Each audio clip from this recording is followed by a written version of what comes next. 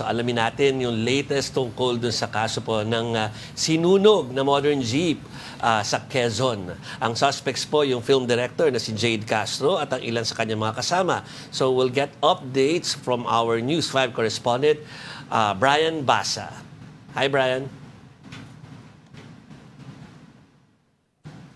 Hi, Patrick. Jovi, andito tayo ngayon sa Barangay 8. Makikita ninyo sa likod ko yung nasunog na modern jeepney. Kita nyo naman, medyo talagang patang is totally burnt at frame na lang ng sasakyan ang natira matapos na sunugin ito noong January 31. Throughout the day, we've been monitoring this story. The lawyers of Jade Castro and 3 other suspects are working double time to prepare their defense before the Katanawan prosecutor. What we do now know is that the preliminary investigation will be conducted on February 12th. Ahead of that, nagpunta kami ngayong araw sa bayan ng Mulanay, 30 minutes away from Barangay Dahican sa Katanawan, kung saan sinunog yung modern jeep. Humingi kami sa local government na Mulanay ng kopya ng CCTV na pinapakita na nandoon yung mga suspect wala sa Barangay Dahican nung gabi na nangyari yung insidente. Kinausap din namin yung Public Information Officer ng Mulanay, si Jello Amisola. Kinuwento niya sa akin what happened noong January 31 from his point of view. Essentially, kasama raw niya yung 4 na lalaki kasi nga raw makikifiesta. We know, Brian, that yung mga kapulisan dyan na hindi niniwala 100% doon sa pinresenta na CCTV footage sa kanila na in defense of doon sa mga naaresto.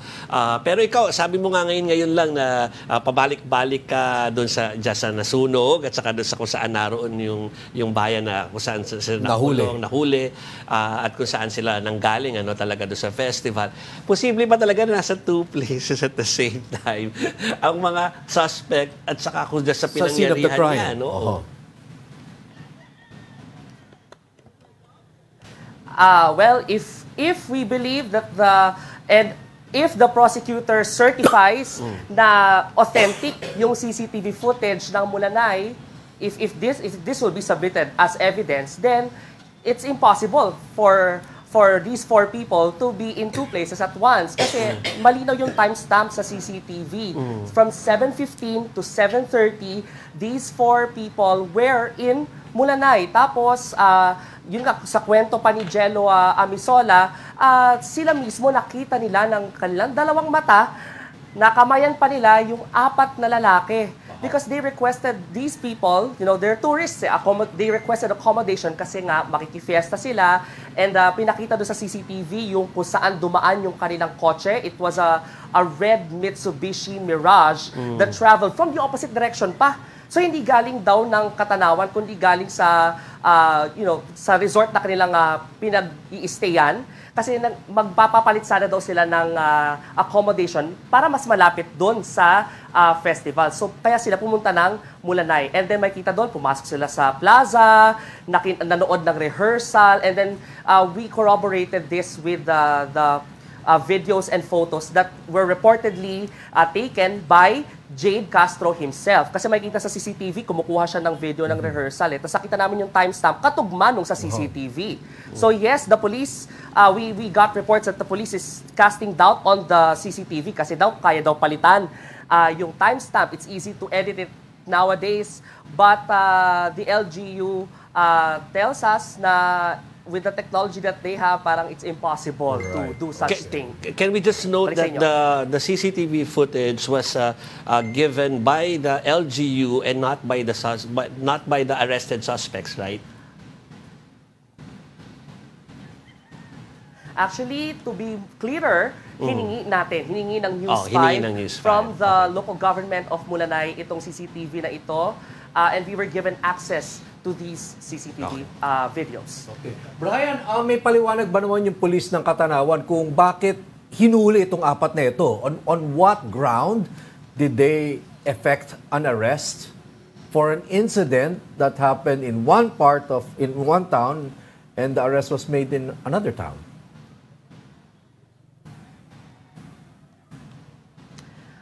Well, right now the police is still looking for a motive. O ano ba yung motibo nung 4 na to for allegedly burning the modern jeepney? Kasi pinangawakan nila based on witness testimony na namukaan daw nila itong apat na ito, and then included si Jade Castro, na pumara sila. Papakita ko yung ito yung jeep natin, Okay. Pumara daw sila, pinara nila ito sa barangay Dahican, then pumasok sila sa passenger door.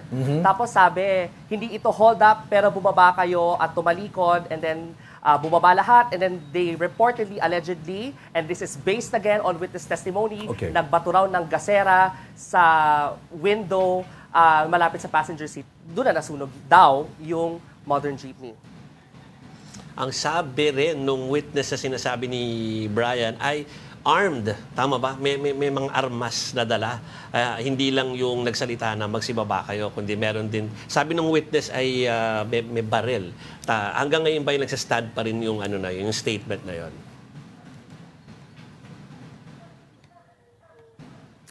Well, right now, yun pa rin ang pinangahawakan na sinasabi ng mga testigo na armado raw yung mga suspect. And then, yun nga, although they didn't use naman daw yung barrel, pero sinabihan sila nga na hindi daw hold up, bumaba, and then, yun na, sinunog na yung sasakyan. Okay. Brian, itong si Jade Castro at yung mga kasamahan niya, are they from around that place or are they from here in Manila?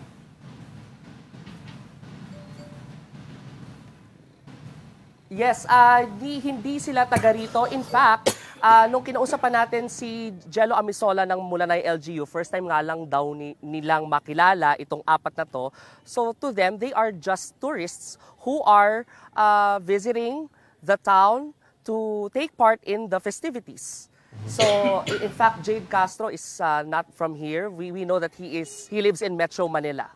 Last na lang ako, Brian, yung tukol dun sa... Hindi ko alam kung... Well, nakikita nyo sa likod ni Brian, mismo yung nasunog na e-jeep or yung modern jeep, hindi pala e-jeep, modern jeep. Merong may-ari niyan eh. Hindi ko alam kung na-pursue na ninyo o nakausap na ninyo, Brian. The operator. Ang modern jeep na ito, yes, at Jovi, ay pag-aari o kabilang sa Gumaca Transport Service Cooperative. Okay. Nakausap natin on the phone kanina yung general manager nila, yung general manager ng cooperative, si Noel Capisonda. Ang sabi niya, this incident could be linked to the death threats that they received in 2021. Itong death threats daw na to, ang sabi, essentially, huwag kayong sumali sa PV modernization program, huwag niyong ituloy yan. And then sabi pa nga niya, he detailed it na in the last letter that he got, meron pang kasamang bala and the black ribbon. Okay. So for him, this incident is connected to efforts to stop them from modernizing their jeepney units. Now, I asked them, kumbinsido ba kayo na yun nga yung mga dinakip ng Katanawan Police ay yun talaga yun, sila yung mga nanunog. Ang sabi lang niya, kami, nakasandigan kami o yung talagang we support yung mga witnesses at yung investigasyon ng police. Yun lang ang sinabi ni Sir Noel. Back to you. Okay. With that, maraming salamat muna sa ating News 5 correspondent na si Brian Basa. Thank you for that report.